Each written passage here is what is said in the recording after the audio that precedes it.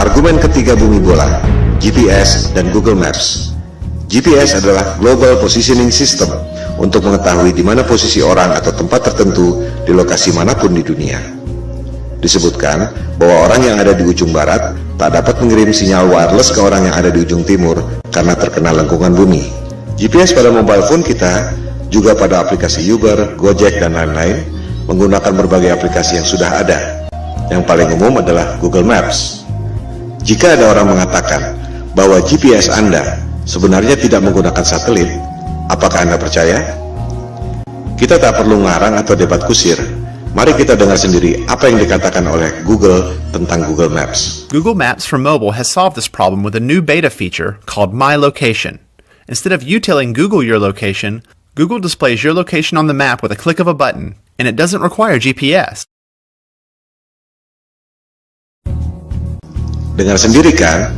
Ternyata My Location pada Google tidak menggunakan GPS, tidak menggunakan satelit. Ini adalah penjelasan resmi dari Google. Anda bisa search di YouTube, ketik Google Maps for Mobile with My Location. Lantas, bagaimana Google Maps, Gojek, Uber, dan lain-lain bisa bekerja pada HP kita dengan begitu canggihnya? Mari kita dengarkan lanjutan penjelasan Google bagaimana mereka melakukannya. So, how does it work? Each time you use your phone to make a call, send a text message, or view a website, the information goes through towers, which provide your phone with reception.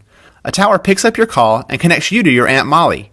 The same thing happens when you fire up Google Maps for mobile. The tower gives you the reception you need to access map information. These towers also help Google display your location.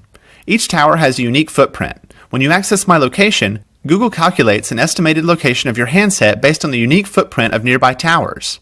It's not GPS. It's not GPS. It's not GPS. Dengar sendiri kan? Ternyata Google tidak menggunakan GPS. Sinyal-sinyal yang canggih itu diperoleh dari menara Telkom biasa. Persepsi Anda yang mengatakan bahwa HP Anda menggunakan GPS dan satelit lewat Google Maps. Google sendiri mengatakan tidak. Bagaimana dengan Google Maps yang secara sempurna dapat membuat peta dari udara, termasuk atap rumah kita bisa kelihatan? Bukankah itu menggunakan satelit? Ternyata Google Maps dibuat dengan menggunakan drone, bukan satelit. Silakan Anda riset dan temukan sendiri. Semua bukti-bukti ada di depan mata. Anda hanya tak memperhatikannya saja selama ini. Itu yang membuat kesadaran Flat Earth booming secara eksponensial sejak 2015. Pada bumi yang datar, satelit memang tidak diperlukan. Anda hanya perlu menara-menara Telkom. Hal ini akan kita bahas pada bab berikut, bagaimana USGS mengatur jarak penerbangan pesawat. Pertanyaan yang mind-provoking adalah, jika Anda bisa dapat uang 1,5 triliun rupiah untuk membuat satelit, padahal sebenarnya Anda cuma keluar biaya bikin tower 150 juta, keuntungan 10.000 kali lipat, dan orang tak ada yang tahu, Anda mau atau tidak? Keuntungan 10.000 kali lipat. Anda dagang dengan modal 1 juta, dapat hasil 10 miliar. Mau atau tidak? Saya tidak mengatakan Indosat atau PT Telkom menipu dengan satelit, sebab mereka tak bisa bikin satelit. Yang bisa bikin satelit adalah dia-dia juga, Hughes, Boeing, Ball, Lockheed Martin, dan lain-lain. Jika ditelusuri lagi, perusahaan-perusahaan aerospace membuat satelit itu dimiliki oleh dia-dia juga. Kelompok 1% penduduk yang lebih kaya dari 99% penduduk dunia lainnya. Kelompok 1% ini sudah lebih dari 100 tahun memonopoli bisnis lewat kartel untuk mengontrol harga agar menjadi mahal. Berlian misalnya, harganya menjadi mahal akibat dimonopoli oleh kartel. Mereka membuat ilusi supply dan demand supaya harganya tinggi. Di sektor supply, sebenarnya sumber daya berlian tidak selangka itu. Silakan Anda cek bagaimana kartel De Beers bisa menguasai pertambangan berlian dan membuatnya seolah-olah itu barang langka. Di sektor demand, kartel membuat ilusi seolah-olah berlian adalah kebutuhan manusia. Seolah-olah perkawinan Anda tidak afdol jika cincin kawin Anda tak ada berliannya. Itu sebenarnya adalah propaganda marketing yang dimulai tahun 1940-an. Begitu pula dengan ilusi minyak adalah sumber daya fosil.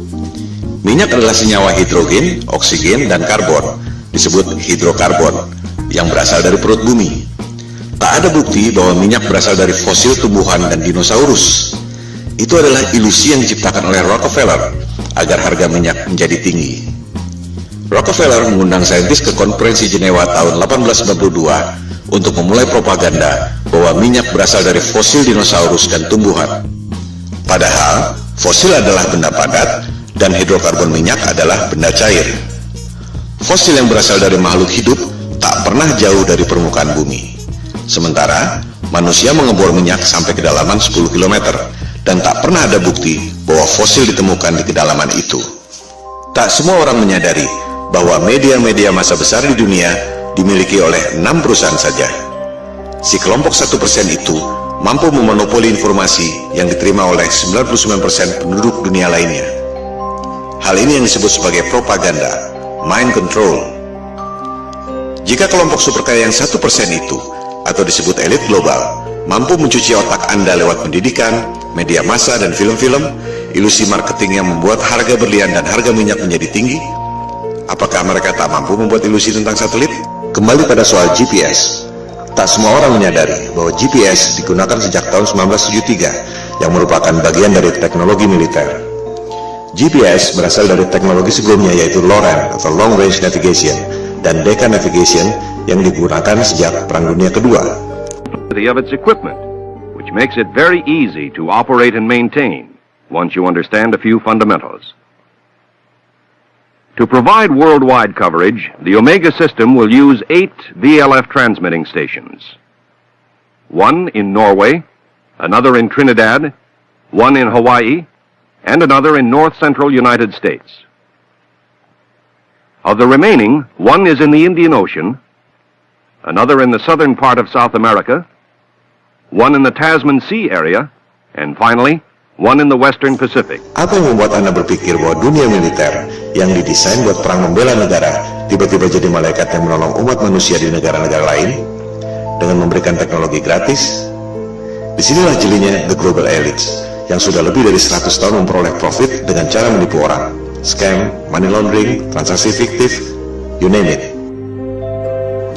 Demikian halnya dengan NASA. Apa yang membuat Anda berpikir bahwa NASA adalah badan eksplorasi yang bekerja untuk kepentingan dunia? Siapakah NASA? Coba kita lihat keterangan di webnya sendiri. Jelas ditulis di situ bahwa tujuan pembentukan NASA tahun 1958 adalah berkaitan dengan Perang Dingin, di mana Rusia berhasil meluncurkan Sputnik tahun 1957. Majalah Times menjelaskannya lebih gamblang. Judulnya, Alasan yang Menyedihkan Tapi Familiar tentang Pembentukan NASA. Disebutkan, tujuannya sangat membumi, yaitu office politics, bukan untuk kepentingan umat manusia di dunia. Budget NASA 2016 adalah 19,3 miliar dolar atau sekitar 256 triliun per tahun. Hasilnya, kebanyakan adalah propaganda CGI. Motivasinya, ada 256 triliun motivasi di situ. Bisnis adalah bisnis, di mana ada peluang, pasti banyak kepentingan. Bukan hanya pegawai-pegawainya, tapi juga kontraktor-kontraktor besarnya. Roket memang diluncurkan, tapi jika diperhatikan, arahnya tak pernah lurus ke atas, selalu melengkung dan akhirnya horizontal. Karena memang tak pernah lewat dari low Earth orbit sekitar 500 km dari permukaan bumi. Seperti yang dikatakan Times tadi, tujuan pendirian NASA sangat membumi, yaitu office politics. Pertanyaannya, untuk politik dan kepentingan siapa? Seperti yang telah disebutkan di awal, persoalan flat earth ini bukan debat kusir, bukan omong kosong, bukan adu ego, bukan adu pintar, melainkan ada hal lain yang lebih fundamental yang sangat berhubungan dengan kehidupan kita.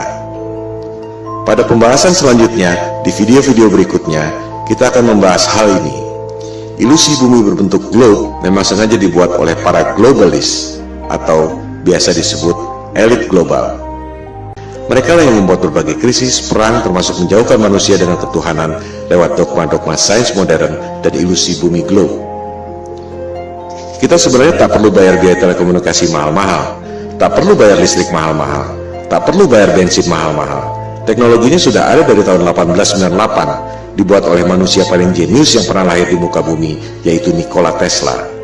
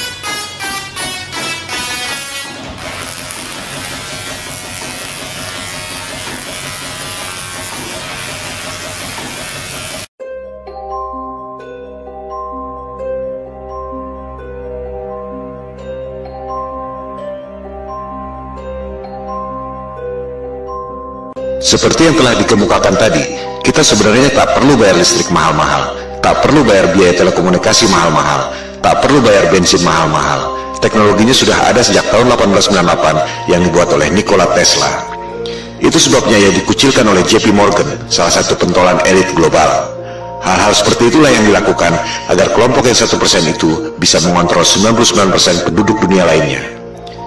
Berbagai manipulasi dan propaganda mind control dilakukan, seperti membuat ilusi supply dan demand, ilusi satelit, ilusi GPS, ilusi bumi berbentuk globe, ilusi bahwa mereka adalah kelompok adidaya yang sudah mampu melakukan eksplorasi ruang angkasa. Bangkitnya kesadaran flat earth merupakan ancaman bagi mereka. Oleh sebab itulah pemaparan ini diberi judul Konspirasi Bumi Datar. We don't have time for a meeting of the Flat Earth Society. Soal foto-foto CGI, satelit, dan GPS yang sudah kita bahas adalah soal teknologi, belum masuk pada sains yang sebenarnya. Kita akan membahas pada episode berikut. Sementara ini, kita tutup argumen GPS dan Google Maps dengan fakta bahwa Google Maps dan GPS tidak menggunakan satelit, melainkan menggunakan menara Telkom biasa.